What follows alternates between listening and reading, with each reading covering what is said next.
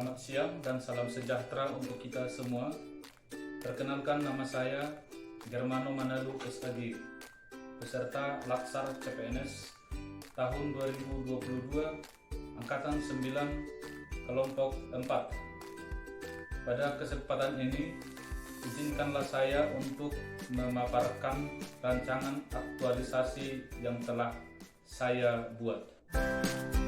Saat ini saya ditempatkan di SMP Negeri 1 Silahi Sabungan sebagai guru agama Katolik. Selama lebih dari setahun saya mengajar agama Katolik di sekolah tersebut, ada beberapa isu yang saya temukan berkaitan dengan bidang studi yang saya bawakan. Isu yang pertama adalah kurang optimalnya proses pembelajaran agama Katolik jarak jauh yang ditunjukkan dengan minimnya partisipasi aktif siswa dalam pembelajaran dan pengerjaan tugas.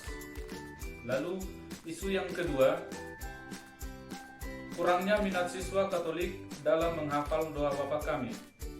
Hal ini ditunjukkan ketika sudah dimulainya pembelajaran tatap muka terbatas. Saya menunjuk siswa untuk mengucapkan doa Bapa Kami, dan ternyata sebagian masih belum lancar mengucapkannya. Lalu isu yang ketiga adalah rendahnya minat siswa Katolik dalam membaca kitab suci. Isu ini memang menjadi perhatian saya ketika memberikan pelajaran agama di kelas. Dalam hal ini saya memfokuskan isu ini kepada siswa kelas 83.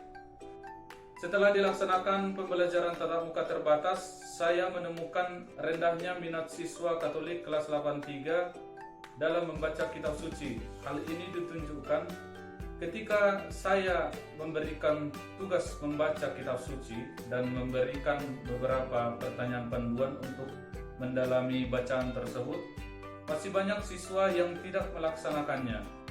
Nah, berikut adalah bukti data hasil laporan keaktifan siswa Katolik kelas 83 dalam membaca kitab suci selama bulan Januari sampai Maret tahun 2022.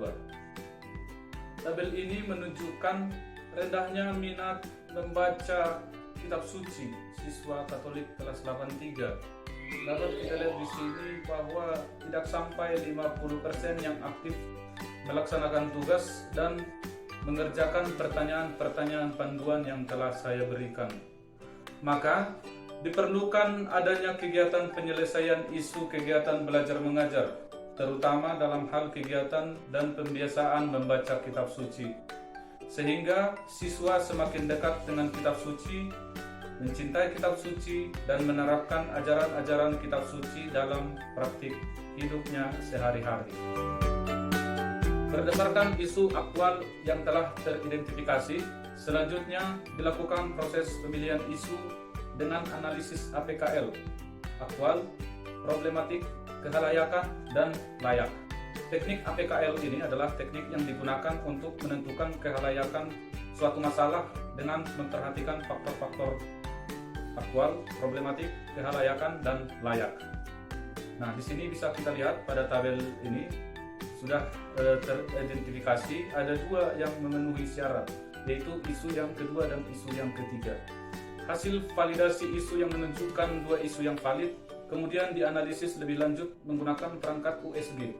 USG ini adalah urgensi atau tingkat urgensinya, seriousness, keseriusan, dan growth atau perkembangan isu, yang merupakan salah satu alat untuk menyusun urutan prioritas isu yang harus diselesaikan. Isu yang memiliki total skor tertinggi merupakan isu prioritas. Nah, di sini dapat kita lihat pada tabel berikut. Berdasarkan tabel ini, dari dua isu yang sangat layak diangkat dan menjadi bahan perhatian adalah rendahnya minat siswa Katolik kelas 83 dalam membaca kitab suci di SMP Negeri 1 Silahi Sabungan. Setelah ditetapkan isu prioritas, maka dicari penyebab yang mengakibatkan terjadinya isu rendahnya minat siswa Katolik kelas 83 dalam membaca kitab suci di SMP Negeri 1 Silahi Sabungan dengan menggunakan analisis fishbone. Diagram ini merupakan suatu alat untuk mengidentifikasi, mengeksplorasi, dan menggambarkan secara detail semua penyebab yang berhubungan dengan suatu permasalahan. Kategori penyebab permasalahan yang saya gunakan adalah manusianya, metodenya, lingkungan, dan fasilitas, sehingga hasilnya digambarkan dalam diagram fishbone berikut ini.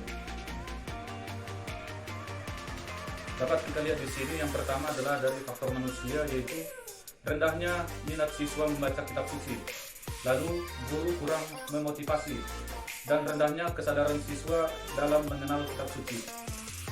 Lalu faktor dari metode adalah metode pembelajaran yang kurang menarik, minimnya pemanfaatan teknologi dan media sosial. Lalu dari faktor lingkungan, yaitu minimnya keaktifan di gereja, minimnya dukungan dari orang tua. Lalu fasilitas, kurangnya penggunaan aplikasi kitab suci di Android, keterbatasan kitab suci Deuterokanonika. Jika isu ini tidak dicari solusinya, maka akan berdampak terhadap yang pertama, kurangnya kesadaran siswa akan kitab suci sebagai dasar iman Katolik. Yang kedua, kurangnya pemahaman siswa terhadap ajaran kitab suci sebagai penanaman nilai-nilai karakter. Yang ketiga, rusaknya moralitas, etika, dan disiplin siswa. Yang keempat, maraknya kenakalan remaja, pergaulan bebas, dan kecanduan game online yang membahayakan karena siswa tidak dibina dengan pembinaan iman dan ketakwaan terhadap Tuhan. Berdasarkan tabulasi USG yang telah saya tunjukkan tadi, ditemukan isu utama yang memenuhi syarat dan ditetapkan isu paling prioritas, yaitu rendahnya minat siswa Katolik kelas 8 dalam membaca kitab suci di SMP Negeri 1 Silai Sabungan. Untuk itulah saya mengambil isu tersebut sebagai langkah perbaikan dengan mengaktualisasikan nilai-nilai dasar ASN dengan judul Peningkatan Minat Siswa Katolik kelas 83 dalam membaca kitab suci di SMP Negeri 1 Silai Sabungan. Adapun kegiatan kreatif yang dapat saya lakukan untuk meningkatkan minat siswa Katolik dalam hal membaca kitab suci adalah yang pertama, membuat gerakan ABKS atau Ayo Baca Kitab Suci. Yang kedua, membuat video nyanyian kitab suci Perjanjian Lama Katolik atau KSPL. Yang ketiga, membuat video nyanyian kitab suci Perjanjian Baru atau KSPB. Yang keempat, menuliskan satu ayat emas kitab suci setiap hari di grup WA. Dan yang terakhir, membuat TTS kitab suci sebelum memulai pelajaran agama Katolik. Dan ini adalah tabel rencana jadwal kegiatan aktualisasi. Yang pertama, membuat gerakan ABKS, yaitu pada bulan Mei minggu ketiga, dengan rencana bukti kegiatan, screenshot video YouTube yang sudah diupload, link YouTube ABKS, foto kegiatan sosialisasi kepada siswa menggunakan proyektor.